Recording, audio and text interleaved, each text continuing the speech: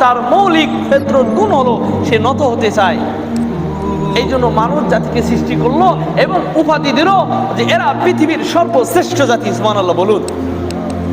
উপাধি দিল কি? এরা আশরাফুল মাখলুকাত, এরা পৃথিবীর সর্বশ্রেষ্ঠ জাতি বলে একটা আবেদ, একটা বান্দা ইবাদত করতে করতে ফেরেশতার থেকেও উপরে পর্যায়ে চলে যায়। সুবহানাল্লাহ বলুন।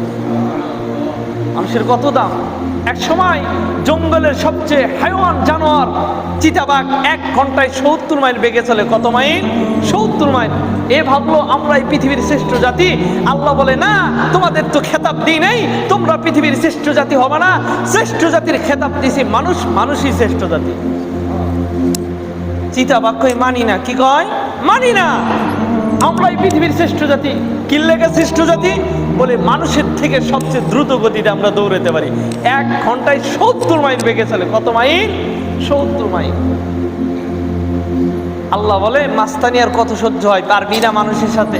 আল্লাহ সুবহানাহু ওয়া তাআলা তখন মানুষের দিমাগের ভিতরে, মানুষের জিন জাকাতের মধ্যে এমন মেধা শক্তির বীজ বপন করে দিলেন। মানুষ বড় বড় মোটর সাইকেল আবিষ্কার করলো, পালসার, ডিসকভার, অ্যাপাচি, তাই না? এগুলো চিতাবাঘের থেকেও দ্রুত গতিতে যায়। তখন চিতাবাঘরা কয়, না, আমরা পৃথিবীর শ্রেষ্ঠ জাতি না, শ্রেষ্ঠ জাতি হলো মানুষ। কেন শ্রেষ্ঠ জাতি? বলে আমাদের থেকে দ্রুত গতিতে যায়। সুবহানাল্লাহ বলে।